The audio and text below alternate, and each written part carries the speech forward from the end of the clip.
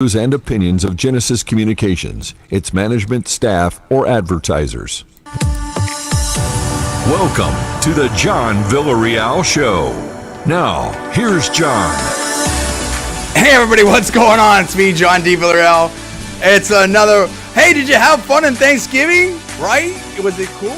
Did you eat a lot? Did you have fun? It's a beautiful day here in Tampa Bay, greater Tampa area, here on Newstalk 1040am. And live on LinkedIn, YouTube, and Facebook. Hey, new lens. Pretty cool. Little cinema lens, little cine lens. And hopefully that's looking good out there.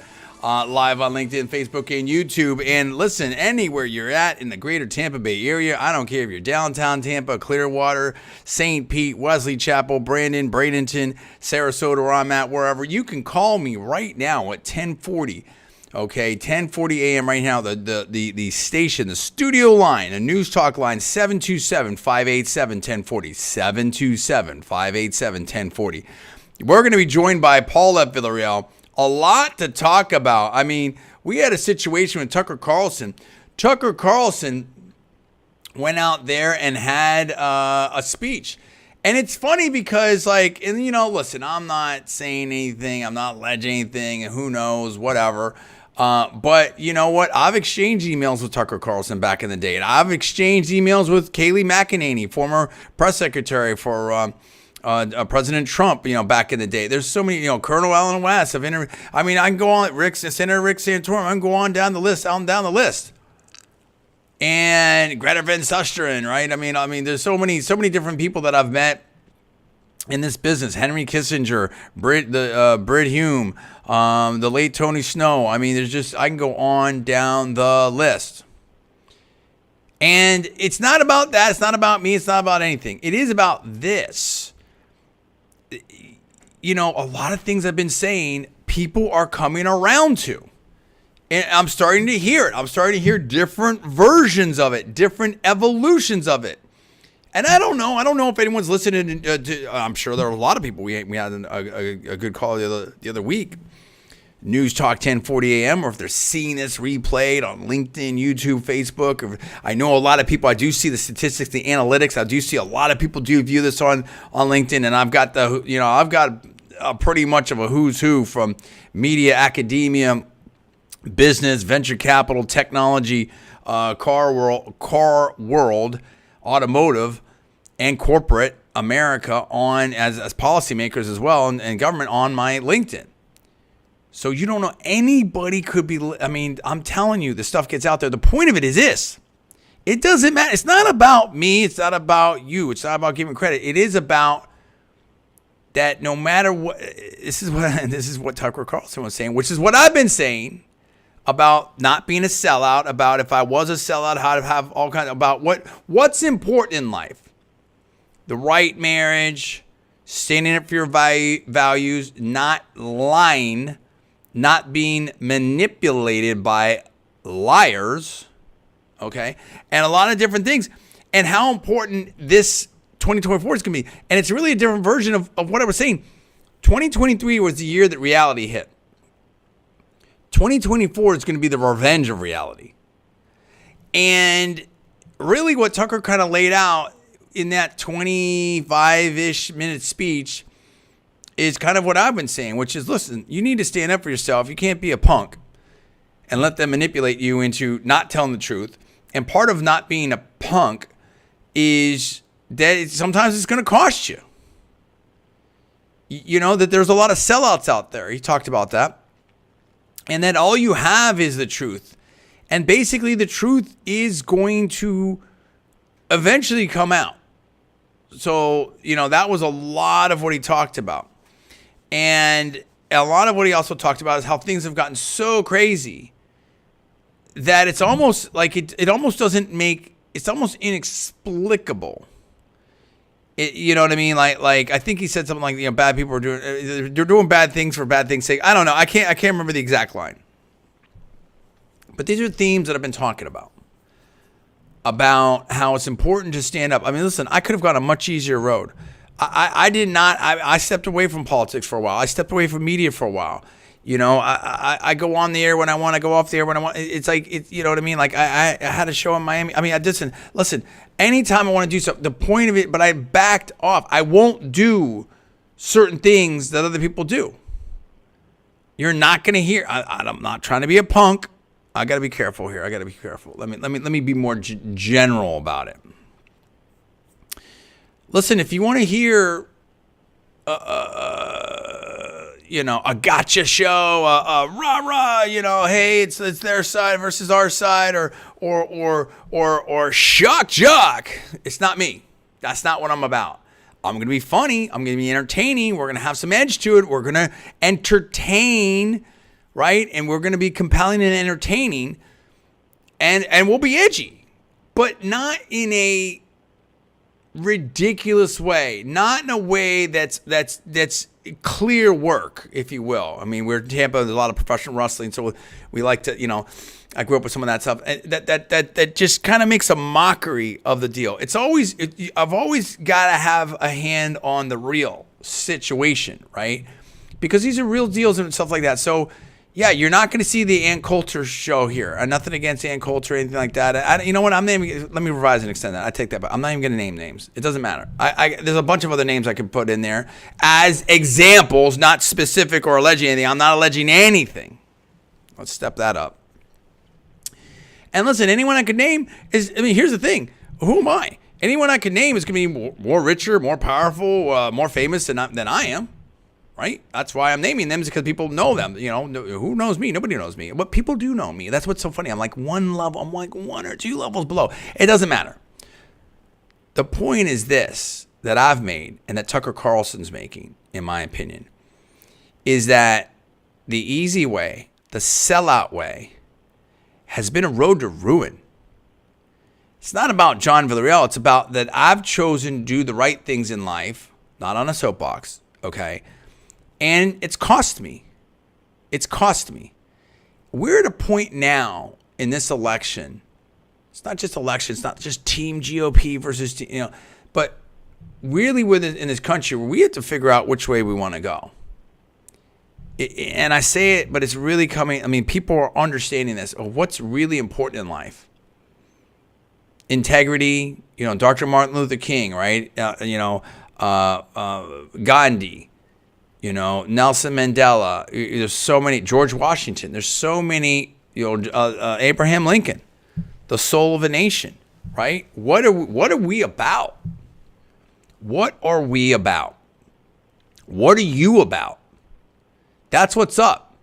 Can you be paid off, bought off? A lot of people in corporate America, a lot of people in politics, some would say that maybe they are. There's easy choices. It's like this, dude, if you want to go eat a bunch of, oh man, this is funny. Oh, wow. I don't know if I should say this or not. I'm probably going to get myself in all kinds of hot water to do it. I might, I don't know. We'll come back to this. There's a lot of people out there that, in today's world, I might get thrown off the air immediately if I say this. But it's not me. It's a joke. It's a joke, but it makes a point about how we're lying to ourselves.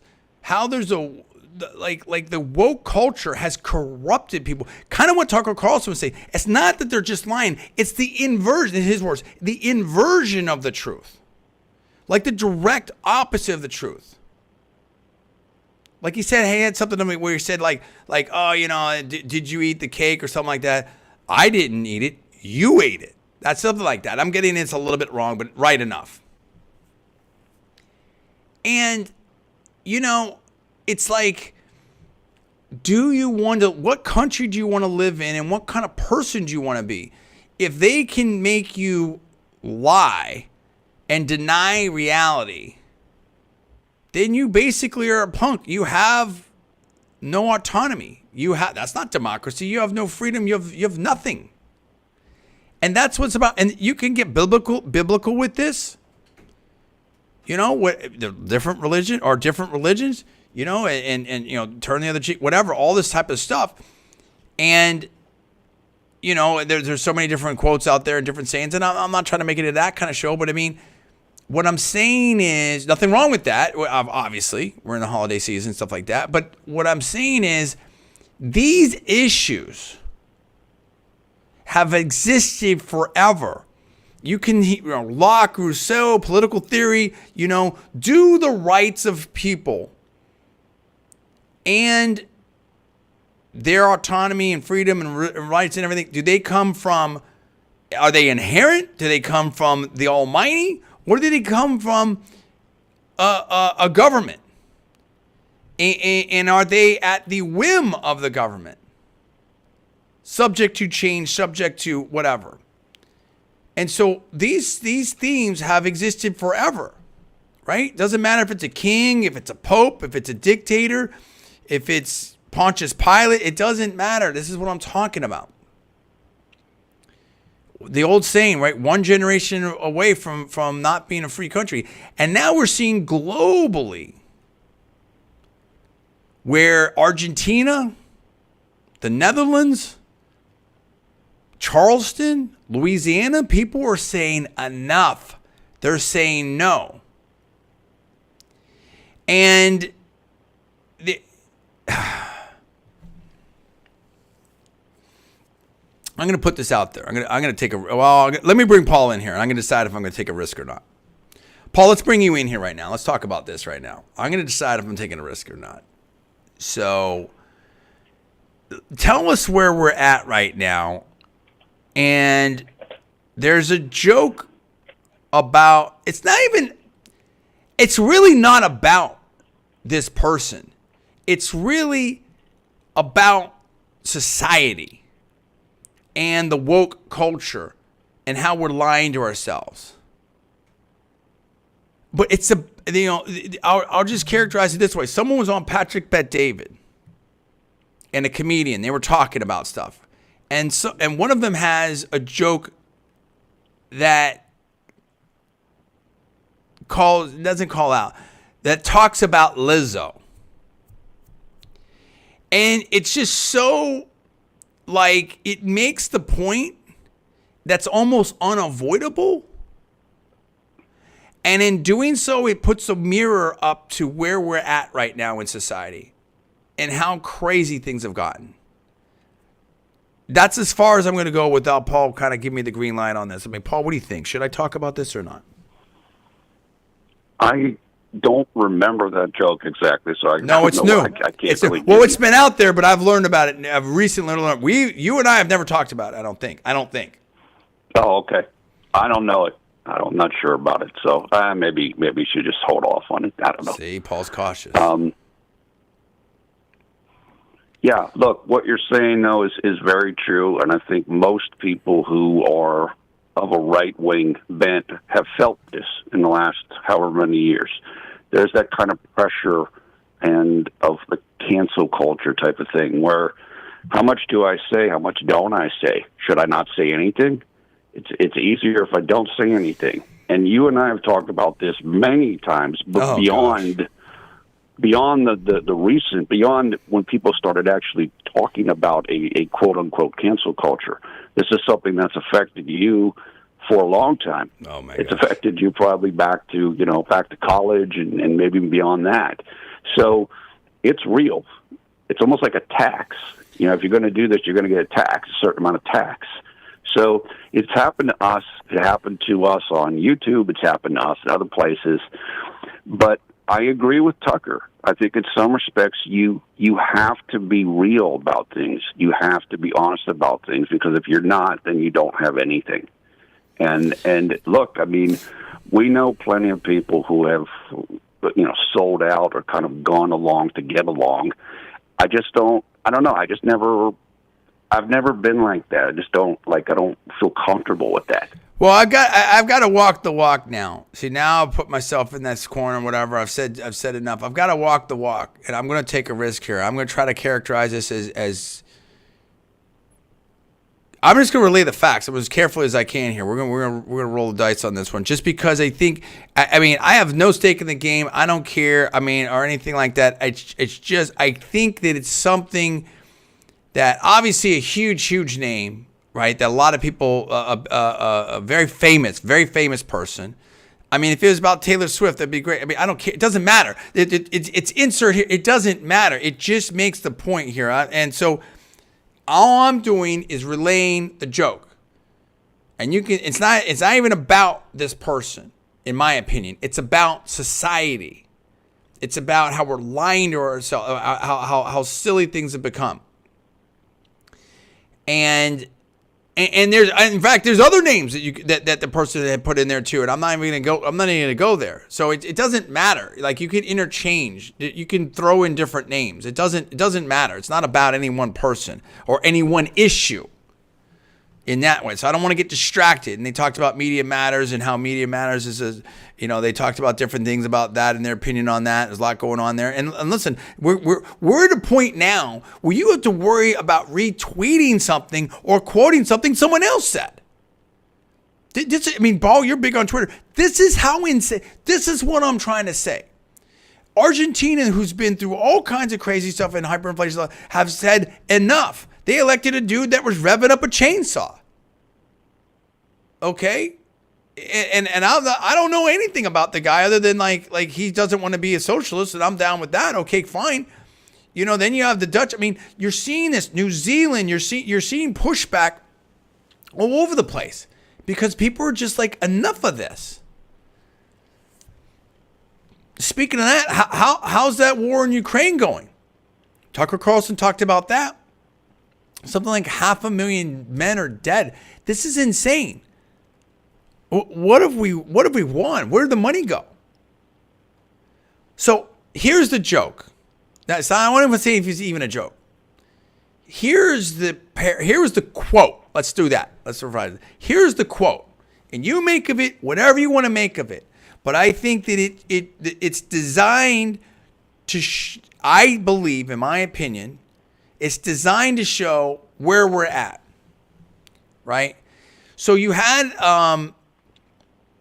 and you see this in different ways. A lot of people have talked about, South Park and pushing back against the Panderverse and how everything's got to be like super woke and everything, and how they're ruining Star Wars and ruining Marvel, and specifically talking about that, and everything's an alternate universe so we can reimagine everything. And we had the Snow White debacle. And then we had Victoria's Secret say, hey, you know what? We don't need the Gisele Bundchens and Adriana Limas and stuff, the supermodels and the wings. We don't need that. We don't need to be aspirational. Why on earth would you give men something that they think is interesting and stuff like that? I mean, heck, you know what? Let's trade in the Chippendales dudes for or whatever. I don't know. I mean, insert the romance cover novels and let's just put dudes with that look like couch potatoes. That'll work, right? I mean, at some point you're just so far beyond. Let's have a bodybuilding contest. With dudes that are couch potatoes. Like, what are you doing? Like, it just makes no sense. Like, I mean, it's like, dude, I'm all for everybody. We're for peace, love, freedom, opportunity, and stuff for everybody. But it's just, this is what I'm saying. Like, when I've got to go on for 25 minutes here to try to, thread a needle here, it just shows where we're at. We're in a crazy place. And Newstalk 1040, they're awesome. And their management and ownership is awesome. And they've been super supportive of me and everything like that. And I appreciate that. So here we go. I can't remember the comedian's name. I'm sure you can find it out there on YouTube and stuff like that. It's Patrick Bet David. I mean, listen, that video is still up. So I guess it's, whatever. Bill Maher, everyone says that. And that's the other thing. This is the other crazy thing too. And I may have to carry this over. We'll see. I really don't want to because it's just not, it's better if it's all in one segment. I love the way, like, certain comedians, you can say certain things, that certain people can say certain, but you can't, but other people can't, and then it's all a matter of, it's like, dude, like, we can't be in, first of all, there should be no speech police, period. That's the whole point of a First Amendment. That's one of the main reasons we're here in America. Like, what are we doing? How fragile are we as a society? A safe space and stuff like that. Doesn't mean you be mean to people or you bully people. Nobody's saying that. But you cannot have And that's what Tucker's point, which is my point. You can't have democracy without truth. You can't have democracy without freedom, without autonomy, without individual choice. You cannot have a free society, free republic. So this comedian, I can't remember his name. He was on Patrick Bet-David. It's very recent. And then one person said to the other person, to that comedian, like, "Oh, you're my favorite comedian right now." So here's the line. This is the line. This is the quote, or it's not a direct quote. It's my paraphrase on the air. I don't have it in front of me. Right? And remember, and I'll say one more thing to set it up. Dove had this thing about like, oh, before, because obviously in advertising for a long time, you had great looking people and everything like that. And so Dove did this everyday woman or everyday person, kind of campaign. And look, I thought that was okay. I was okay with that because I thought that to me made more sense than the Victoria's Secret thing. I'm sort of a marketing communication person, whatever. Like anyway, I'm just setting this up. I don't want to get distracted. And we'll talk about, and maybe out there you have an opinion on this too. 727-587-1040. 727-587-1040. So here we go. So the comedian said, the line was, if Lizzo is so beautiful, why do women get mad if you say they look like Lizzo? Or something like that. Think about that for a second. That's not a direct quote. That's a paraphrase. Think about that for a second. Simple concept. And it has nothing to do with Lizzo. I like Lizzo. I like her songs. I think she's talented. I think she's super talented. I personally feel, in my opinion, that maybe a little bit of a sellout, but who isn't in Hollywood? Not excusing it, but just, I don't know. But I think she's really talented. I've seen some of her different things like that. I'm a Lizzo fan. Okay? Don't know her super. I haven't followed everything, but just from afar, like I love the songs. She's got. If Lizzo's so beautiful, why do women get mad if you say they look like Lizzo? And doesn't that just say where we're at in society? I mean, and again, it doesn't matter. You insert blank. It doesn't matter. It's not about Lizzo. I'm cool with Lizzo. I like Lizzo. I said that. Right? I mean, I think she's got great personality, great presence. Definitely a star, great voice, great songs, energy. I mean, there's been some stories, in the press, whatever, but that's not the point. It's not about her. It's not about any issue. It's not about fill in the blank. It's about, can we tell the truth? Can we tell the truth? Is that gone? We're going to talk about it. John D. Villarreal Radio Show here. We're fearless. We're with you. We're on your side. And we're on America's side. Hey, going to see you in 6 minutes. Stay tuned. Right there. John D. Villarreal Radio Show right here on Newstalk 1040am, live on LinkedIn, YouTube, and Facebook. See you in 6.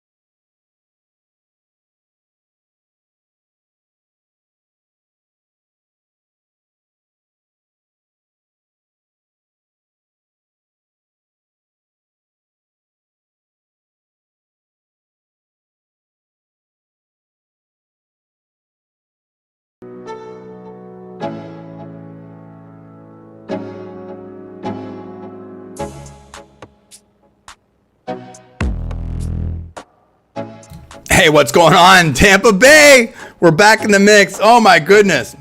Are we still on the air? Like, have we been canceled? Who knows? Maybe we will be. I don't know. I hope not. I have the quote. Hey, John D. Villarreal over here at Newstalk 1040. Greater Tampa Bay area. It's a great. I hope everyone had a great holiday. I hope everyone's having fun, doing their thing out there. We're live on LinkedIn, YouTube, and Facebook. Here we go. Now we're talking about. If you want to call in, that's what I want. I want your opinion on this. Greater Tampa Bay area. I want you to call me at 727-587-1040. What do you think about this? Are we in a land of lies now? Are things gone too woke? Even Disney, we'll talk about this later. Disney has talked about, that maybe some of their political stuff, in my opinion, because you have to do reporting and forecasts of the streets, that maybe some of this stuff has gone too far to hurt their bottom line. Okay? And so before I go, I want to go back to this Lizzo stuff. Again, this is a quote. I like Lizzo. I'm a fan. I like her songs, everything like that.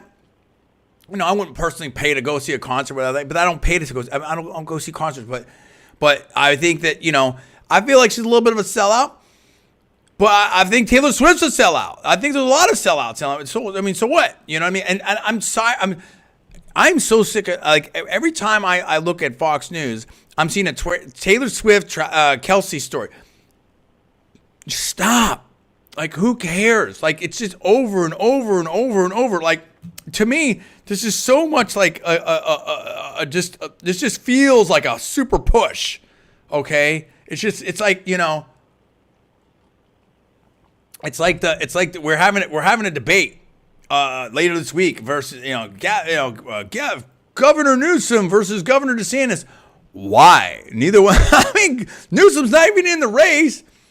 DeSantis is in third. What are we doing? Vivek wants it. Anyway, that's enough. Okay, so here's the quote. This is Jeff Dye. And I could play it, but I don't know. Anyway, I don't want to. And this is up because I'm live on YouTube too. So we'll just talk it through. So here's the quote. The comedian is Jeff Dye.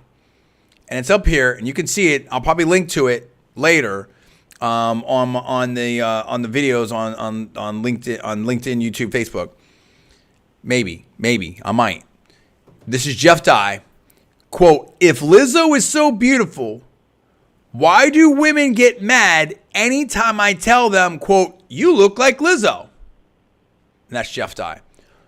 Paul, your comments, if any, on that. What do you think about that? I think it's just illustrative of the kind of society we're living in right now. How just devoid of any kind of, like, we're just lying to each other. We're lying about, there's so many different things that are going on out there that are just crazy. And it's kind of what Tucker was saying. It's what I've been saying.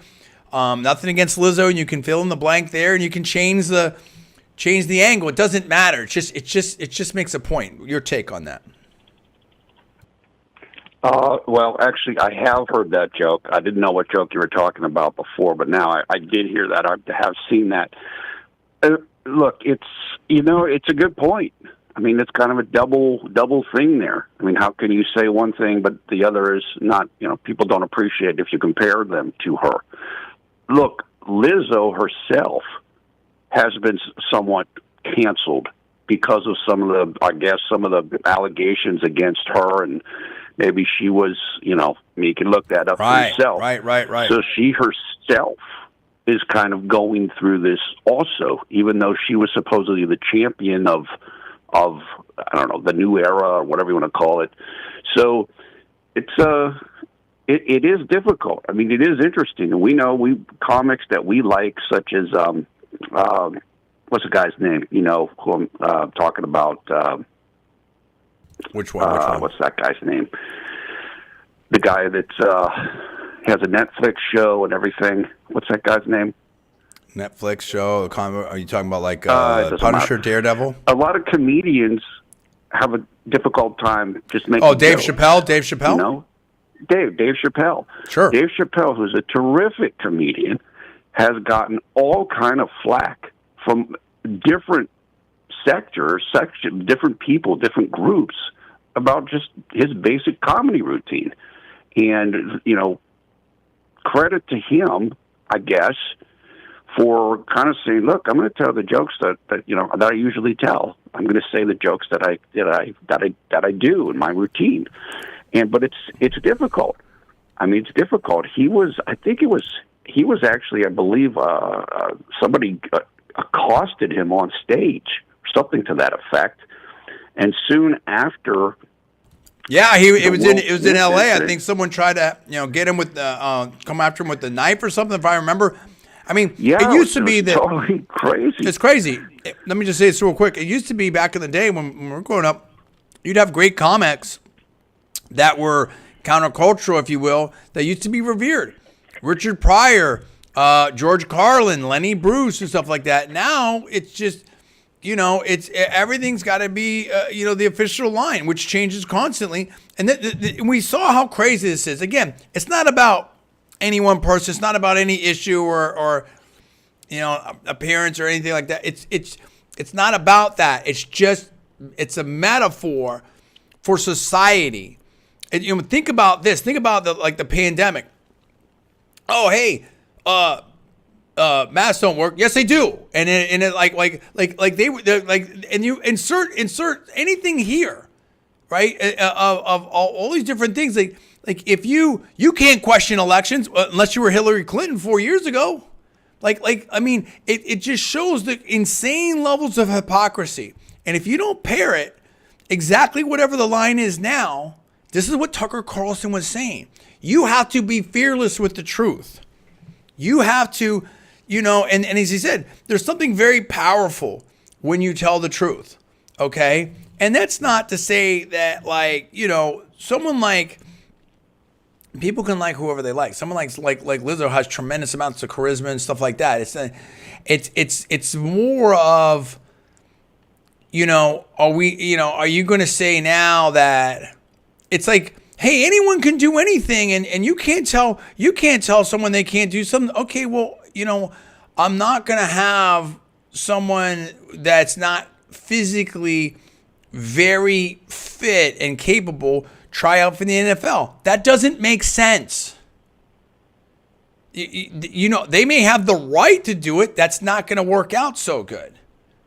You see what I'm saying? And you can insert a bunch of things here. I'm at a point now. I think I'm a perfect example. I think I'm a really good driver. I think when I was younger, I could really drive well. And I think, oh man, maybe if I would have started younger, I could have been a race car driver. Now at my age and eyes and stuff like that, I have glasses like that. Like, dude, yeah, probably wouldn't be super smart to go out there and hit the F1 circuit if they'd let me on the track. You know what I'm saying? Like you just have to, there's just physical realities, dude. No different than I'm not going to go train for another national championship because that time's done. And you either are honest with yourself, and this happens to athletes all the time. Let's take it away from the Lizzo thing, whatever. This happens to athletes all the time. They lie to themselves because they want to believe they can get one more championship. They don't want to hang it up. They live in the gimmick or whatever it is. And what happens is you stay in there too long in the NFL or boxing or MMA, and you can get seriously hurt because you may lie to yourself, but reality is not going to lie to you. And we're at a point now with financial situations, with and again, Tucker said this. That's one of the things I've been saying too. At a certain point, he put it slightly different, but at a certain point, like if you've got issues that are 60-40, 70-30, 80-20, and it's been that way for 5, 10, 20, 30, 40 years, and it's never getting, they're massively popular or substantially popular, and they're not getting done in Washington, and then what's going on? It's not direct democracy, mob rule, everything like that, but at a certain point, you have to have representative government. Or you don't have a representative government. Does that make sense? All these people clamor about democracy. Well, okay, if you're not representing the will of the people over any span of time, what do you call that? You can call that administrative state. You can call that the swamp, the deep state. You can call that a lot of different things. But it's hard to call it a representative democracy, a constitutional republic. How it seems now, Paul, that a lot of people are singing on the same tune. They're getting whatever, however it is. Tucker coming up with himself, someone else, I'm saying it, someone hears me, I hear someone else, whatever. It doesn't matter. I'm not here to take, I will take a little bit of crap, but I mean, whatever, it doesn't matter. I mean, let me put it this way. I'm not saying anyone specifically is listening to me. I'm not alleging anything, but I am saying I've been saying these same things. I've been on this issue. We've been on this issue. You here listening at Newstalk 1040 have been on these issues. Where do you think we're at right now? Because I think it just struck me with Israel and things coming out in Ukraine and the Argentina election. I think in the economy, I think we're in an inflection point. I think this is about to break out. I think that people understand that Biden is not going to be a strong candidate, and I don't think they can do anything about it. I think they talk about it. The David Axelrods and David Ignatius is they're putting things out there. They can hope, they can wish. I don't think they can do anything about it. I think this thing's about to break one way. And I think, who knows, 2024 could be super crazy. Tucker talked about that again. Where are we at, Paul? Yeah.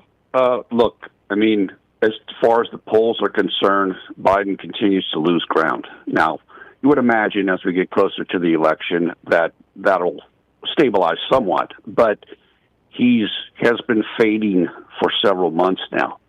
And what you said, I agree with, which is I think it is going to be him, and they don't really have a choice about that. I mean, we talk about people like Newsom or other figures, but there are people who do wish that was going to happen. But people that poll for a living will tell you those people don't poll as well against Donald Trump as Joe Biden does, meaning Biden's your best chance, even though he is having whatever difficulties he's having, with policies, with his own self, etc.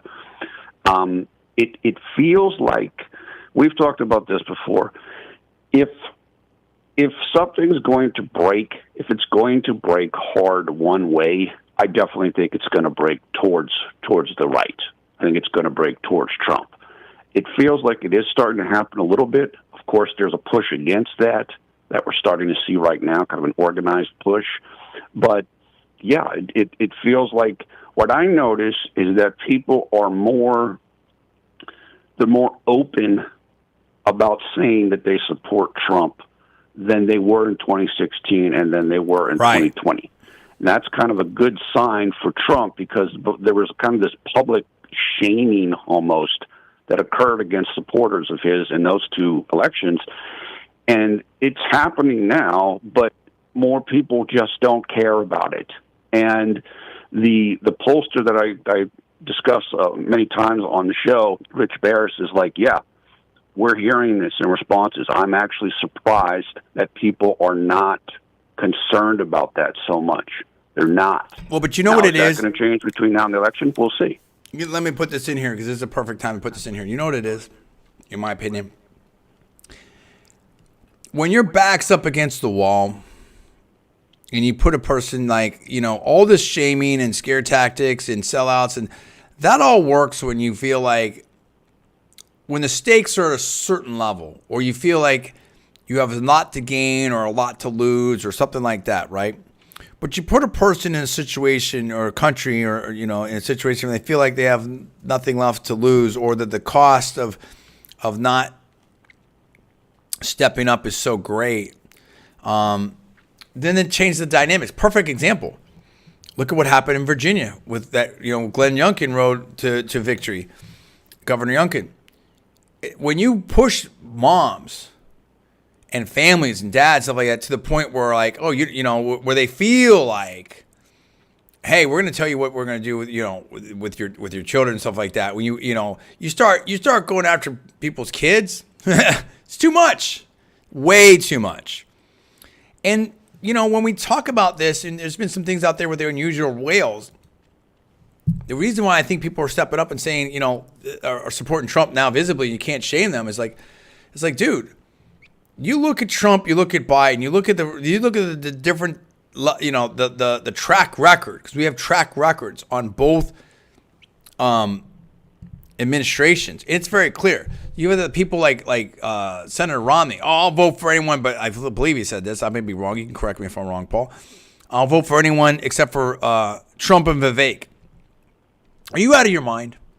Are you out of your mind? How do you say that you're a Republican? Like, what are you talking about? It's not just like, like The Rock was saying, they're not so much, I think he said, not so much loyal to Biden, they're loyal to the party. Okay, it's not about just being loyal to the party. It's about principles. How do you support what's going on right now? And call yourself a conservative Republican? You're out of your mind.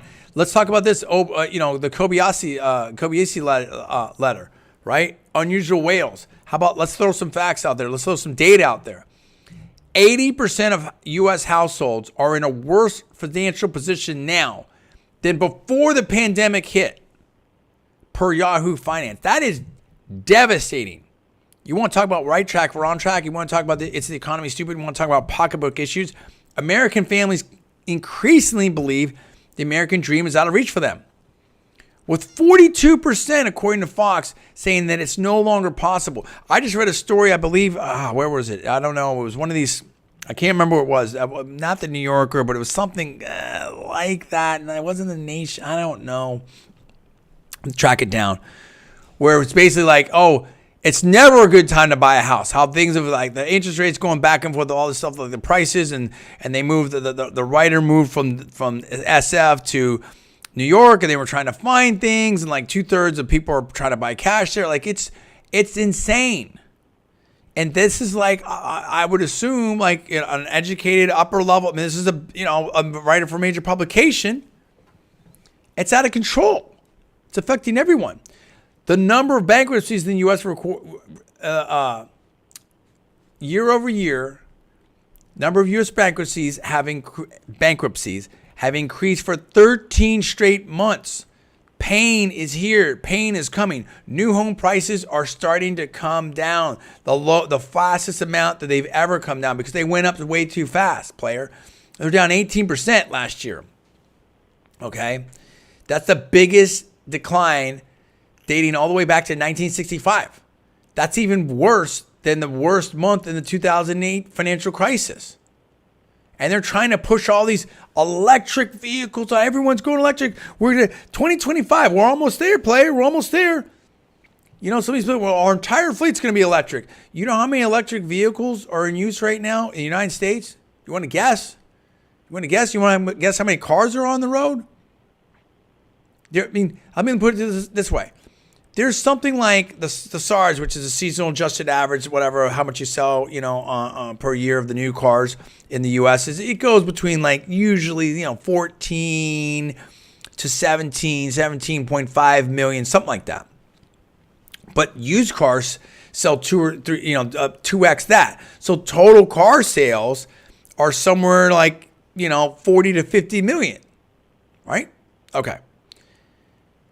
Not to mention how many cars are on the road, right? How many cars are on the road? There's only 2.1 million electric cars on the road right now in the U.S. It's a drop in the bucket. And they're trying to change everything. You're going to wreck everything. So what I'm saying to you, Paul, is the economic situation is so dire, let alone the freedom situation. I mean, you've had this just back-to-back crises. Kind of reminds me of some of the stuff that Russell Brand was talking about. And now, you're trying to change the way we drive. You're trying to, you were trying to mandate a lot of stuff for people. Now it's now trying to mandate back to the office. You've got issues going on some of the top universities out there. You've got crises in the Middle East. You've got crises over there in Ukraine. You've got crises other places. You had lockdowns. You had people that lost their entire businesses. Their entire, someone had a restaurant for 3 generations, stuff like that. I mean, and now you have an economic calamity. We're in bad shape right now. And that's why I think people are like, you know what? I do support President Trump. I am going to vote for President Trump. I think that's where we're at, Paul. I think it's a different situation. What are your thoughts? I agree with that. I think that it's people have given Joe Biden a chance. I think that's the way it is that it certainly looks like it's going to be a rematch from 2020. And I think people are okay saying, I'm ready to go back to Trump. And what you said is the economy, different things, but there just isn't the same energy and emotion kind of against Trump. Now we're starting to see a push for that. Now, Trump's a dictator, all these different things, but it just doesn't have the same feeling that it used to have. I mean, we already know, we saw him in office. We know what happened and what didn't happen. So it's kind of hard to pretend something is going to happen when it already didn't happen before. And so that's kind of That's what a great point. Done That's here. a great point. It's just not. It doesn't make sense. And yeah, look, I'm seeing it more and more on Twitter. I see more people, people putting up pictures of themselves, like what the current trend is. They put their age, and I'm going to vote for Trump. I'm 62, and I'm voting for Donald Trump. And it's just this whole thing, a various background people, and look, it's growing. I just think that what you're saying, the economy, Biden's administration is working hard to say, look, this is the, Thanksgiving wasn't that expensive, and this is doing well, and that's doing well, but people don't feel that. People don't feel that. And in fact, I just saw a great statistic right here. It said half of all American workers made less than $41,000 last year. Gosh. So the middle class is going bye-bye. For people on the lower end of things, it's really, really difficult right now, extremely difficult. And they don't feel, they're not living in the same world that some of these economists who are saying everything is great are living in. They don't live behind a gated community. They don't live in that. And for those people, the cumulative inflation, which I believe is 17% since Biden took office, is crushing them. Absolutely. It's crushing them. And they don't want that anymore, and that's where I think you're seeing, that is helping push them towards Trump. And I think it's sweeping worldwide. And we'll talk about some more stuff next. I want to get into the actual, race and stuff like that. Like Paul brought up a good point to me before we went on the air and stuff like that. Like, dude, we're only 50 days away from Iowa. So, I mean, whatever they think they're going to do, the big finish for, Ron DeSantis, stuff like that, Governor DeSantis, and even Nikki Haley, Governor Haley, we're only 3 months. We're 90 days away, player. From South Carolina. And it's going to be wrapped by then, effectively. It's already wrapped. I mean, what do you think's going to happen? What can happen? I mean, anything can happen. But it's like, dude, none of this stuff's working. We're in a different zone right now. We're in a different zone. But we have to, listen, I want to talk about things because this audience, I think you got to be ready for, I think 2024 is going to be a crazy year. But I also think, people are just done with it. They're just tired of all of it. And in fact, it used to be like, well, the Democrats are on my side. The Republicans are on my side. Oh, I'm business. I'm labor. I'm this. I'm that. I think a lot of people are starting to figure out, or question, is the government on anybody's side? And, in other words, we need to really get back to what we're all about here in America and stuff like that. There's so much to talk about, dude. And I think it's all changing, dude. It's all changing, but I think in a lot of ways, this is good. It's a wake-up call. Hey, I want you to stay tuned with me. 5 o'clock hour coming up here on Newstalk 1040 AM. You'll listen to the John D. Villarreal radio show live on Newstalk 1040 and on LinkedIn, YouTube, Facebook. See you in about 6 minutes.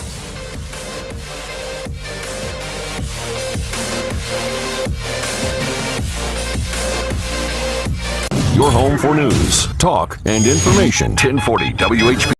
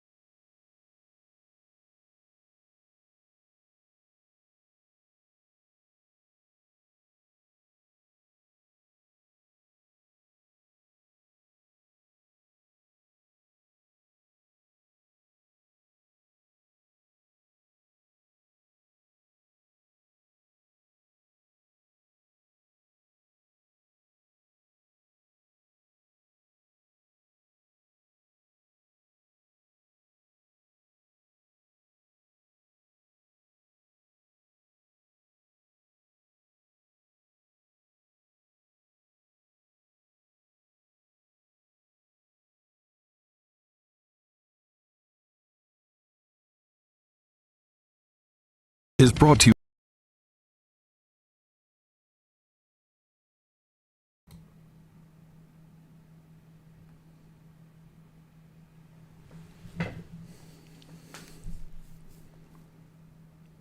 Influenza.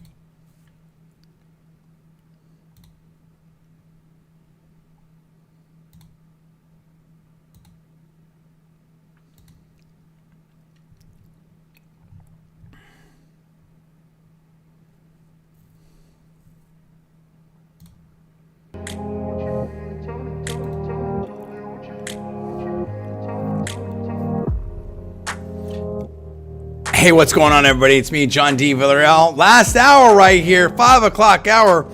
Hey, hope you're having a fun Cyber Monday out there. Hope you had a great holiday. Man, it was so cool. We went over to Sarasota UTC Mall, and there was like so many trees out, so many people out, the kids out. Everyone was having fun. There's music. It was cool. A lot of families out there. It's great. You know, we had a really good time out there. I hope you're having a great holiday. We're trying to make sense of the world, and I like to be positive about stuff. We're trying to make sense of the world here. And let's talk a little bit about the election in 2024. We're really coming close to it, and we talk about it every week, but we do need to talk about it because a lot's happening here. 50 days to Iowa. I mean, that's less than 2 months. That's quick, okay? And, Trump's been out there and kind of shadowing Ron DeSantis and Nikki Haley. And there's a lot of movements here. The CEO of the Never Back Down Super PAC, that was aptly named, huh? They resigned. There's the big finish strategy, quote unquote, for Governor DeSantis. Paul, you cover this very closely. What are we seeing? Where are we at right now in this race? I mean, I know you post on Twitter a lot. A lot of people see you pick up your stuff. Where are we at with this race on the Republican side? Well, John, what you said is, I mean, those are the key timelines here. 50 days to Iowa, 90 days to South Carolina. Iowa is huge, obviously, because it's the first contest, but it's also a kind of make or break state for Ron DeSantis because he has put basically all of his marbles into the state of Iowa. If he doesn't do well there, I mean, that's probably it for him. That's probably going to be the end of his campaign. That doesn't mean, I'm not saying he'll officially drop out then, although who knows, but unofficially that'll probably be the end of it. For him to put so many resources into that state and not come out on top possibly would be just devastating for him.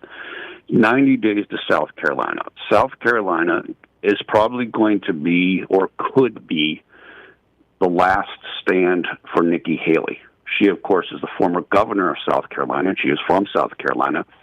And pollsters believe that South Carolina and New Hampshire, which are the second and fourth contest with Nevada scrunched in there, those electorates could be favorable to Nikki Haley because there's more moderates and there's more kind of independent favored people. Those supposedly are the ones that maybe you can take away from Trump. So if Nikki Haley doesn't do well or doesn't win, or at least do decently in New Hampshire and South Carolina, then that's probably the end of her campaign, unofficially, even again if she stays in the race. So that's what we're looking at here. We're looking at a window of about 90 days where this contest can be effectively over if President Trump goes 4-0 in those states and does so with, clear victories. I think that's what's shaping up right now. Okay, I see that. I mean, so what's your prediction? I don't see anything that's going to, realistically, that's going to stop Trump from steamrolling on this. Yeah, look, I agree with you. Right now, it just isn't materializing for DeSantis or Haley, who are the two main challengers or would-be challengers to Trump. As you said, DeSantis is going for a big finish strategy. What I mean by that is he's starting to unload a bunch of endorsements now for Iowa. He did Kim Reynolds, the governor, maybe 2 weeks ago. He just did Bob Vander Plaats, who was a known figure in the state. He's going to do a series of endorsements, I think, this upcoming Saturday. So they're doing that. They've gone very heavy on their digital push. They're doing that.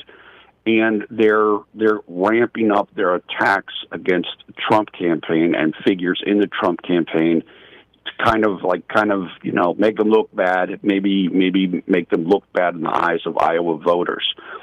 I don't think it's going to do anything. I don't think it's going to be enough. I just don't see it. Don't see it happening right now. I think Nikki Haley's just kind of, Haley and DeSantis are in the race for second. They're trying to see who's going to be the alternative to Trump, who's going to get the donors who still don't want to back Trump yet. So that's taking place. But let me ask you about that real quick. Let me ask you about that. What? Let's say you get. I mean, of course, you need to get to second place before you get to first place. How long do you think that Haley and DeSantis are going to stay in this race? Let's say they hover around 10% each, then one gets out. If one gets out, then do you think that either one's going to get out? Because I don't see either one getting out, honestly. And I don't see how DeSantis can get out. He should get out. They both should get out, in my opinion. But I kind of feel like we're going to have another Kasich redux here. I think they're both going to hang out, at least for a while. Because I think there's going to be pressure on one of the other ones to get out. It seems like they're pushing. That seems like the media is sort of pushing Haley now. But even if DeSantis gets out, and I mean, I think the idea that all his support goes to Haley, I don't believe that. I think that it's going to be, because I know a lot of people are like, oh, I mean, how many times you've heard this? People forget about this. DeSantis is Trump without the baggage. Right, so now if you've got Haley at 20% and Trump at 80%, how does that help you? You know what I mean? How far is this? Here's what I'm saying: how far is this going to go? How far are these two going to push it? And what's the end game for them? Do you think? Well, I think the end game for both of them is to stick with it, and in the hopes that the legal matters take down Trump, and that they can be there to kind of swoop, or maybe there's a rules change at the Republican convention, something to the effect of, hey, nobody who is a convicted felon is, looking at potential outcomes of these trials upcoming. No one that's a convicted felon can be our candidate, da-da-da-da. So they're still hoping for that. Now, the one aspect of this is, are they going to have the money to stay in? Are they going to have the money to keep going? And it could be very well that donors coalesce around one of them rather than both of them. And you said the Never Back Down person just resigned. Never Back Down is a super PAC that is supporting Governor DeSantis. And the CEO just resigned, CEO Chris Jankowski. And he basically said, look, it's just not tenable that we're going to win. So I'm out of here. And that's where he's coming from. I do think there's a push from the establishment of Republican wing to go towards Haley. I think they feel like DeSantis is kind of a spent force, and Haley's kind of on the upswing, so to speak. But again, the window here is so short. There just doesn't seem to be a lot of time to do this. And as you said, even if DeSantis did drop out, there is no known thing that all of that support is going to go to Governor Haley, because there are a lot of people who support DeSantis who do think he's Trump without the baggage. So if those people are kind of MAGA, why would they go to Haley? And we saw this when Tim Scott dropped out. When Tim Scott dropped out, there was a feeling that his support was going to go to DeSantis and Haley. Well, more of his support went to Trump in Iowa than it went to the other two. And that could very well happen with DeSantis dropping out. So we'll see. But again, I don't think either one of them wants to drop out. They both think that if something happens to Trump, they're going to be the person. So agreed. And so, but I guess my point is, both of them, I'm sure, have future political ambitions. To what extent does this just really damage their political brands. And I think that the best example, one of the better examples maybe recently that I can think of, is Mayor Suarez from Miami. And I mean, the Miami tech hype has really imploded, as I predicted that it could have, and it did. And in my opinion, I mean, there's some still things there, but it was, there is no capital. What did I say before too? I felt like Miami has a much better chance to be a financial center than a tech center or a financial capital. But anyway, the point is that a lot of people say, "Oh, Mayor Suarez for president, oh, future ambitions, oh, he's done so great."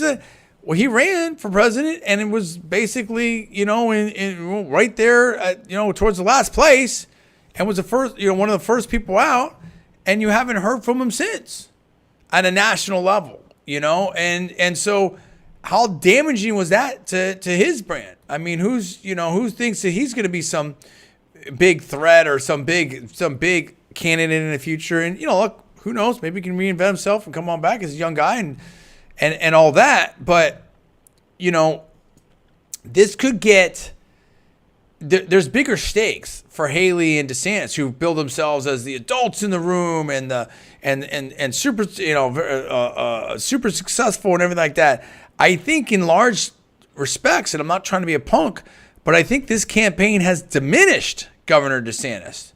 And if you stay in there with Trump, I mean, they should both be very thankful that Trump did not go to those debates, because Trump can just if you were having problems with Vivek, you could have some serious problems with Trump. Now Vivek is extremely smart, but Trump just knows how to command the room, and the one-liners that he would I mean, I think it could be very devastating. So I think there's a risk the longer these two stay in there. I don't think they've hit that point now, but I think they could hit that point, maybe in 50 days, maybe in 90 days, or shortly thereafter. Paul, your thoughts? Yeah, I think there's a risk as well. Look, I totally agree with you. I think most people who are objective would say that DeSantis has hurt himself so far in this presidential run in a number of respects. One is just the competency or lack thereof of his campaign, his apparatus. Two is just misjudging the political moment. I mean, actually believing that people are going to turn on Donald Trump, which of course has not happened. They've rallied to him instead in the face of these different persecutions. So there are questions there. There are questions there. For Governor Haley, look, her getting in the race already made her look bad, because she said previously she wasn't going to run against Trump. And then so she's doing it. So, well, what about that? You mentioned Vivek. I think Vivek is going to be a important figure as the election moves forward. It's not going to be the candidate, but he is an obstacle in the way of clearing the path for DeSantis and Haley. And you're starting to see, we saw National Review and some other people kind of taking shots at Vivek, because they want him to step aside. Why? Because he's an effective debater, he's an effective communicator, and he's kind of junking up the works for those other two. Well, not just that, but if something happens with the lawfare drivers, if something happens where Trump somehow gets out of the race, then a lot of, if not a super strong majority of a lot of Trump's support can go right to Vivek and totally punk out this wait-and-see strategy potentially from the other candidates.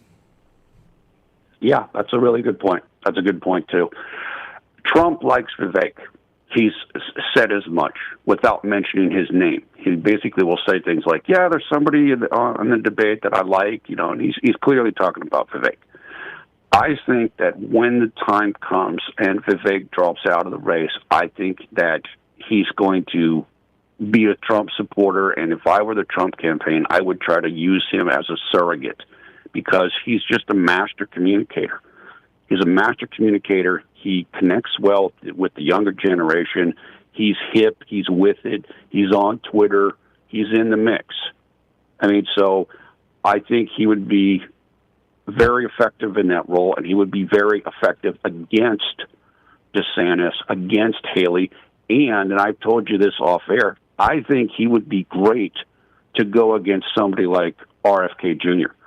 If you want to keep RFK Jr.'s numbers down state to state, I think having Vivek out there making a case against him could be really a smart plan. Where is RFK Jr. right now, by the way?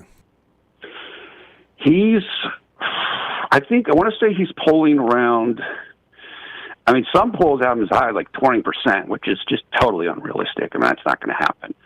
The pollster I mentioned earlier, I believe, thinks that he's going to end up settling at around 5%. But look, I mean, 5% is decisive. If RFK gets 5% in Pennsylvania here, I mean, that's going to change the race. That could hand the state to Biden. Well, my There's no point is question that about you it. had a lot of coverage, a lot of brothers of pumping up of him, and then all of a sudden, the polls come back, as I thought they would, that he hurts Biden more than Trump, and all of a sudden, you just haven't seen a lot of coverage of RFK. That's a very good point. You're right about that, and it is starting to shake out that way. Look, I think that the more, certainly here in Pennsylvania, the more the people understand some of his positions on like climate, on guns, on different things, he's going to get, they're going to turn away from him. Now, of course, the brand and the name, and he's charismatic and all that helps him certainly. But when you scratch the surface, the paint job underneath isn't that great. And I think that if he sticks around, that will continue to be exposed. Yeah, I could see that. So, look, we have, now your situation with the holidays here, how much can people really focus? Are they really going to focus on this? In a lot of ways, the race gets frozen, right? Until January. I think there's no. They're going to try to do this debate, between DeSantis and Newsom at the end of the week. I don't know who cares about that. I guess there's going to be a fourth Republican debate with Megyn Kelly. I just don't get it. I don't see the viewership there for these things, Paul. I think that this is just like, much ado tilting at windmills. I totally agree with that. Look, you mentioned earlier Trump kind of shadowing Haley and DeSantis, and what that looks like is, I told you DeSantis has an event this upcoming Saturday in Iowa where he's going to roll out some more endorsements. Well, guess what? Trump, when he learned about that, set a rally this Saturday in Iowa too, to kind of counter that and hold down the oxygen on DeSantis. Trump just went to South Carolina. He went to the South Carolina versus Clemson football game, which is kind of the main collegiate interstate rivalry there. He get up there to 78,000 fans in the stands, get the attention, kind of draw in a way like showing Haley, look, I'm very popular here. So I think he's just sitting back. He knows what the numbers are. Anything that these two try to do, he's just going to hold it down. And as you said, it's holiday time. People aren't thinking about this a lot.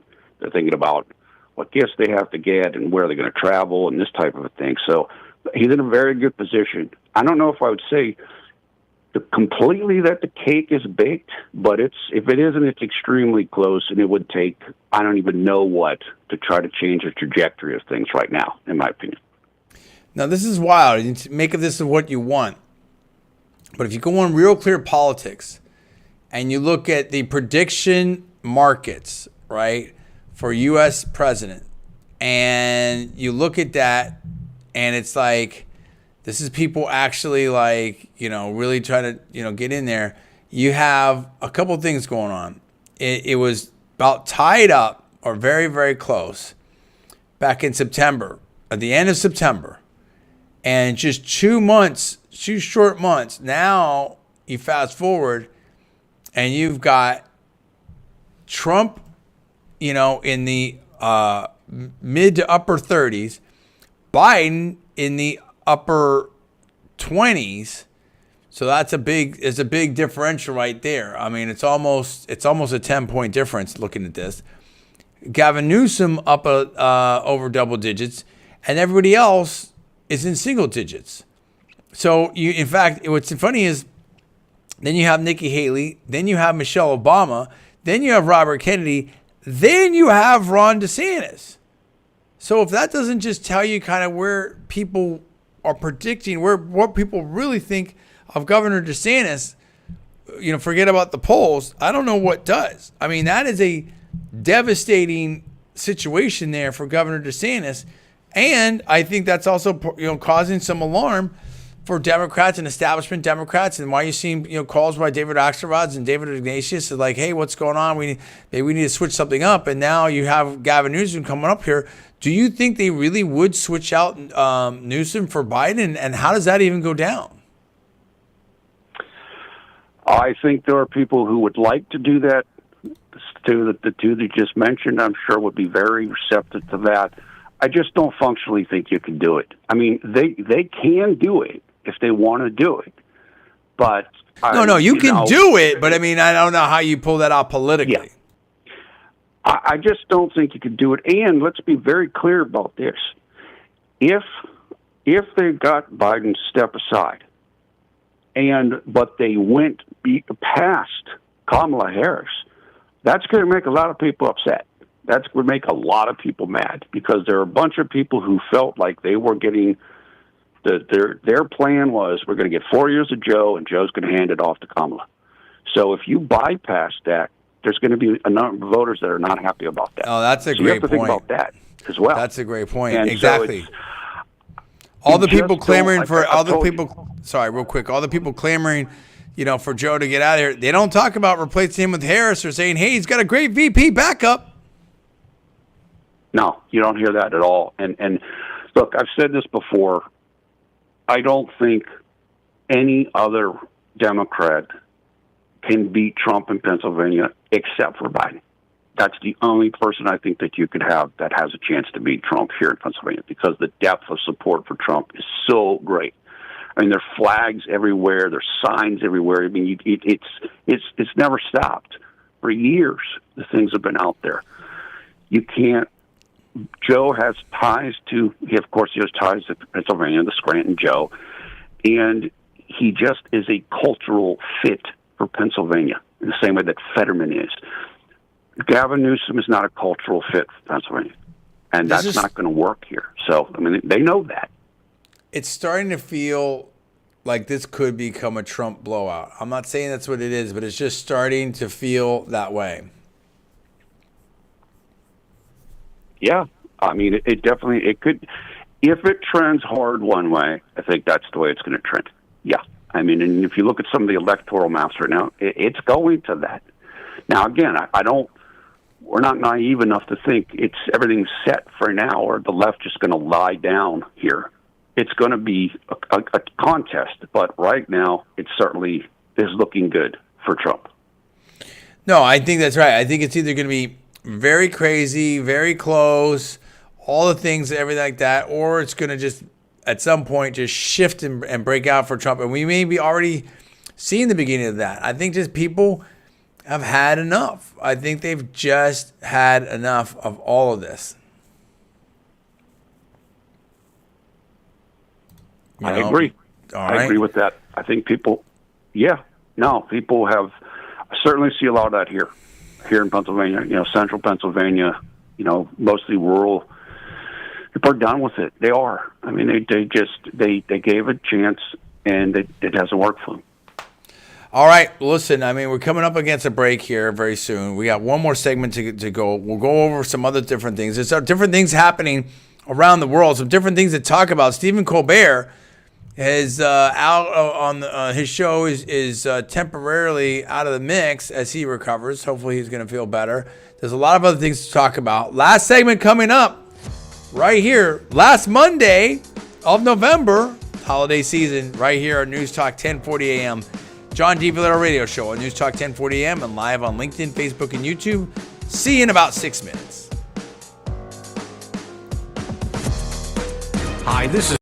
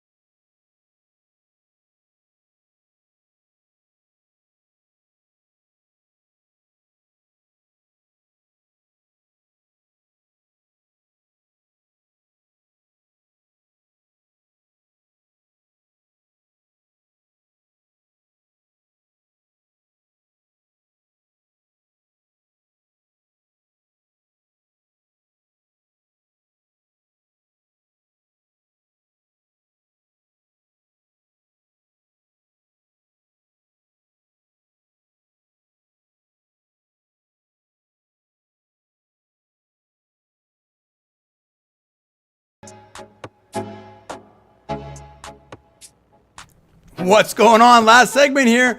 Everybody in the greater Tampa area, News Talk 1040, John D. Villarreal radio show here on News Talk 1040. Hey, there's a lot going on live on LinkedIn, Facebook, and YouTube. A lot going on. We're talking to Paul Villarreal. And look, it's a crazy time right now.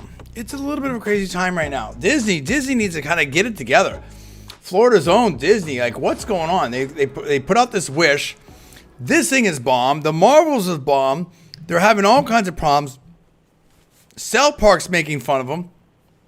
What's up with this? When are they going to get out of this zone? When are they going to stop with the woke nonsense? It's like it's enough of it. Like this is supposed to be a family-friendly company. They've taken great IP and just I don't know. I mean, the Marvel, Star Wars. I mean, like what are we doing here, Paul? What's up with this Wish? Yeah, Wish is the latest animated failure, I guess, or this latest Disney product that is failing at the box office. It massively underperformed. I'm going to say like 20 million or something under what the weekend projection was. It's just doing poorly, and this comes on the heels of the failure of the movie The Marvels, which was the latest MCU Marvel Cinematic Universe piece. And what I heard was, and I can't remember, this was on some podcast with some insider, some Hollywood Disney insider. They're saying, look, what's happening at Disney is they replaced a lot of their old talent with younger, kind of more woke, activist type individuals. And so this is what you're getting. This is the directive that's being put out, which is we're going to make these films and we're going to make these animations the way that we want to make them, even if they don't do well. And as you talked about earlier in the show, they just did I believe, a legal disclosure to their investors, basically stating, yes, we are at risk because sometimes we put stuff out to meet our environmental and climate and social goals that doesn't jibe with what the public wants. But, so we're telling you that. We do that, and we're going to do that. But, yeah, we know it doesn't always work for the public. So, oops, sorry. Yeah, it's absolutely crazy. I mean, it reminds me of, like, for the longest time where, like, the news people are like, oh, hey, yeah, we don't make money, we lose money, but it's okay. It's okay. It's the news, and it's okay if we lose money, and big company and corporation, you should be okay with that and give us huge budgets because it's the news and it's your version of the news, okay? And you can report the news without having a 7 or 8 figure anchor or anchors or something like that. Like we don't need it like all like that. So this movie did less than half of what they thought it was going to do. And on Thanksgiving weekend, that is a bomb. Okay, that's a bomb, and this is a problem. Now, I mean, Disney, this is failure after failure after failure. You've got South Park making fun of you. It's pretty clear what's going on. A lot of these superhero movies, they're just ruining them left and right. And like you said, Paul, it's almost like intentional. Like you either accept our woke stuff or forget it. Like we don't want you to like the traditional superheroes and stuff like that. Like what's going on? It's almost like comment on Fox News here on foxnews.com, foxbusiness.com. Quote that from one of the commenters. That was back in the day when Disney was about entertainment, not indoctrination. People have basically gotten to the point where they're just done with it, dude. They're sick of it. What are we going to do? I mean, how does that company turn around? How does some of these brands turn around? The people that like Star Wars, that like Marvel, stuff like that. Like, I mean, what's the forecast for that? I mean, this is a big, huge company here in Florida. I mean, are they going to be able to make something happen, Paul? It's going to be interesting to see. It's going to be interesting to see. I think Bob Iger wants to kind of, change course some. I know he has said in a memo, I believe, that he's going to try to do that. But if you have so many of these people kind of steering the ship, I don't know if it's going to happen. But look, this is, as you said, what's happening now is that entertainment companies are putting out products sometimes that they know the public doesn't want. And when the public rejects them, they blame the audience. They blame the public. Whereas in the past, they would try to adjust their product to the public and what the public wants. Now it's, you're going to watch this. And if you don't watch it, you're the reason why it didn't work. You're the one, you're the bad person. And we're not, we can't go off of what you're telling us that you want, which is really strange. I mean, it is really odd. You mentioned Tucker Carlson earlier in the broadcast. Right. We know that there's a man that's backing him in his new media venture, video venture.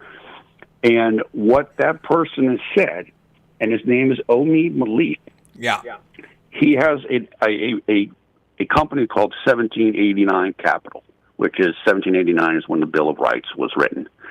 And what he's trying to do is fill the gap of people who want anti-woke content. In other words, there's a market there, a big market for people that are tired of what Disney is putting out, are tired of what some of these other companies are putting out, and there's money to be made and audience to be had if you do that. It's like Rush Limbaugh always had the biggest audience, even though nobody talked about it or whatever. Why? Because that's an underserved market. And Correct. once they find that, they're going to go to it. Well, and Roger Ailes, obviously understood that and stuff, and started the big programmer, had it at Fox News for a long time when that launched, and obviously Ailes, Hannity, and it was a big radio talent first, and a protege of Rush, and all. It all comes back around. I mean, listen, you gotta give the market what it wants. I mean, that's the thing. Like, let the market work instead of pushing your agenda. And a lot of agendas have been pushed, to the extreme. It's just got into really, and kind of Tucker's point was like, it was almost like, like people are just trying to push all this stuff, and it's just getting way too crazy. So, what's your prediction? Let's spin it forward. Let's talk positive. I mean, what's your prediction? Do you feel like 2024 is going to be a massive correction with all these things? We're correction in the real estate market, correction in the car market. We've got some different corrections. Are we getting? It looks like with these elections here worldwide, we're getting a little bit of a correction politically as well. And what about companies and stuff? Are companies going to back off getting involved in the woke political arena? Like, what's your thoughts on that? Well, as you said, we've just seen the last few months in Argentina, in Ecuador, and now in Holland, where there have been right-wing figures elected.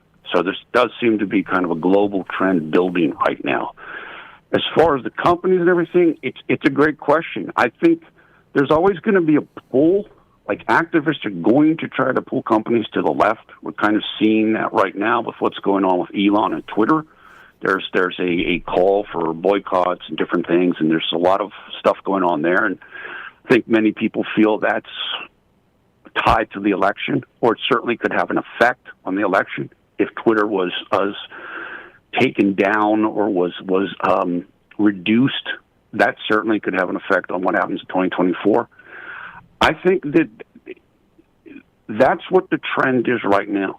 Again, with the global elections that we're seeing, with the way things are heading, just with people being dissatisfied with what is going on right now, that I think we are heading, it looks like we're heading towards that kind of moment of change. But again, we know there's going to be, it's not going to be that simple. It's not going to be that easy, in my opinion. And, Joe Biden is going to challenge so that he can remain in office. And there's no doubt about that. Yeah, it's going to be very, very crazy with, I don't know how this campaign's going to unfold. And I don't know, are they going to do for all these media places chasing Trump? You should debate. Are they going to cover for Biden for not debating? It's just going to be like, it's not even hypocrisy anymore. Like, it's just so crazy. And I do think that the economic situation is going to get much more dire. That's what I'm saying. Like, I just feel like all the wind is at, in some degree, on the Republicans' side here, because I just think that the fundamentals are rough. They're really, really rough for the incumbents. And I don't know how they maneuver out of this. You see what I'm saying? Because it's just, I think this economy is in really tough shape. I think a lot of people are living, there's all kinds of different stats. It's starting to become more mainstream now. Like people are spending so much on housing. People can't afford houses. The housing market's frozen. Student loans have resumed. Interest rates are really high. You know, the cost of food and energy and all that and just basic day-to-day living is very, very high. I don't know where it goes from here. I just feel like it's going to get pretty bad because you've incentivized people not to work. You had a situation where people felt like, hey, if I'm just political and I'm an activist, and you had these easy just show up jobs or not show up with remote work. And they had that trend, lazy girl jobs and stuff like that. That's what it's called. I didn't make it up. And it's just ridiculous stuff.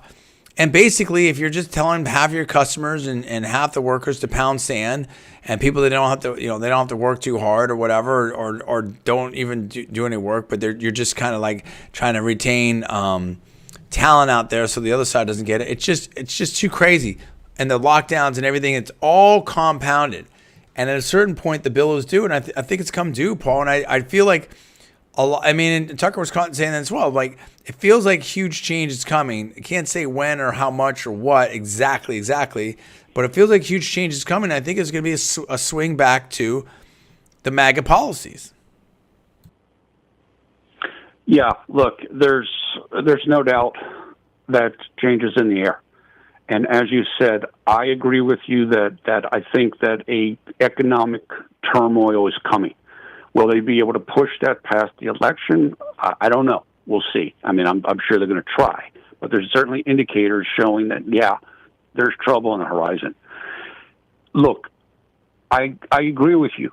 I agree with you in terms of where people are at and what people want. The only reason I'm a little hesitant is because of the mechanics of this. The Democrats are extremely, extremely good and efficient at getting out the vote, particularly in terms of the mail-in voting. I know here in Pennsylvania it's been decisive in the last couple elections. And look, in 2020, Trump won like 19 out of 19 bellwether counties and still didn't win. So it's like there's still a Democratic machine to kind of deal with here. But I think, look, if we had a one-day election, Trump would win in a rout. There's no doubt about that. But that's not what we're dealing with here. So I think there's still, if the Republicans can get their act together and get on registering people, get more people to early vote, yeah, it could be a landslide. But I don't know if they're ready to do that. I haven't seen evidence of it here in Pennsylvania, whereas the Democrats are very much on their game of that here in Pennsylvania. Really on their game. So talking about the nuts and bolts of campaign. Yeah, exactly. Talking about the nuts and bolts of campaign and stuff like that, I don't know how much you want to say, but what's going on with the RNC?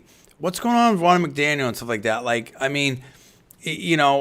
the Carl Rhodes. Are we at is there any serious recognition of the amount of change that needs to happen to be competitive, in a tight election, or what? If you had to say, hey, here's my prediction, Trump's going to win and they're going to change the RNC, or Biden's going to win and MAGA's going to get crushed, or whatever. It's about, we're a little under a year to go here. What's your prediction? How do you think this is going to play out?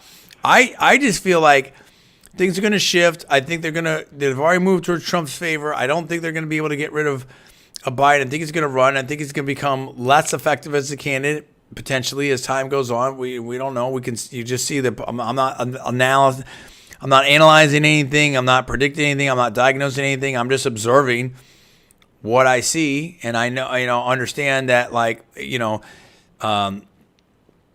age goes in one direction, and all of that, right? And so, I think just being able to have the physical presence and the stamina for a presidential race is a big, big thing. The other thing is, I think that the economy it can get worse. We're having a lot of problems there. I think, again, the EV thing. Stellantis CEOs out there talking about, some of these things, and having different contingencies. It's like, look, you can try to force the market to do whatever. The market's not ready. These companies are making huge bets, massive bets about what's going on and how they're going to do things. And what I'm saying is, I think the bill's going to come due, and it's come due on a lot of different things. Student loans and stuff. I mean, there's just tremendous amount of pressure on consumers right now, and I just don't see how it all works out. Yeah, let me tell you, here's a really good tweet I just saw that was just posted by Miranda Devine, who is a Fox News contributor and also writes for the New York Post. This is a very good, I think, assessment of where things are and where they're going to go. Go ahead. Okay, this is what it says, quote, Dana Perino is spot on. Instead of saying to the American people, I feel your pain, Joe Biden says, your pain is fake. That's right. They're trying to tell you everything's good, and you don't feel like that's a great line. You feel like I love that. Bad. That's a great line. Yeah, that's a really great line. And that's what's happening right now. They're kind of trying to do this song and dance. Everything's great. Like, I can tell you this. I don't have, I'm not very rich. And I definitely feel it. I definitely feel the pain. I definitely feel the pain in the grocery bill, feel the pain going to McDonald's. It's there. It's real. And it's been building massively since COVID. And it's just, it's just out of control. So there was a really good TikTok that made its way to Twitter, and it's a woman who was a urgent care nurse here in Pennsylvania, and I believe she lives not so far from where I'm at, central Pennsylvania. And she basically said, she was like crying, saying, look, I work full-time, I'm employed, my husband works full-time, and we just don't have the money. We just don't have the money to cover cost, and I don't know what we're going to do. So that's what I said is, you can be Paul Krugman, economist, New York Times. You can be in your little cush place, cush condo, New York City, and everything seems great. For real people out there, it does not. It feels bad, and it feels like it's not getting better. Again, even if inflation goes down from 7% to 3%, it's still going up. Costs are still increasing. It's cumulative. And so, people feel it. My grocery bill's never been higher than what it is right now, and it's a strain. And so I think that line by Dana Perino is spot on. If you're telling people that they don't feel something, it's just not going to work. And I think it is going to get worse between now and the election. And look, there's a very good chance that Joe Biden is going to be impeached between now and the election. We know that President Trump has a bunch of legal matters. I can see that. But people are kind of like that's already baked in. People are already, they've heard so much about that. Now, maybe you might get a conviction or two that could change things, I guess. But it's like, what happens when Joe Biden's under the spotlight? Is that going to we haven't heard we haven't heard about or from Hunter Biden for a while. What's up with that? Right. Look, I think that there's a very good case to be made that Joe Biden has already peaked, even though he's the person that has to be the standard bearer, in my opinion. But again, there's already beginning kind of a synergy between the left and the never Trump people, like Mitt Romney, as you mentioned earlier. I can support anybody except Vivek and Trump. We're starting to see that synergy. And that's going to happen again. They're going to try to draw some people. And you come back to the RNC. RNC apparently has only like $9 million cash on hand, which is like the lowest they've ever had at this point. Well, I think a lot of base Republicans are tired of the RNC. They're tired of Ronna McDaniel. And I think they're doting more directly to President Trump rather than the RNC. But there are people who feel, I know this because I see it, there are people who feel that maybe the RNC, but certainly some of the establishment Republicans, don't want Trump to win.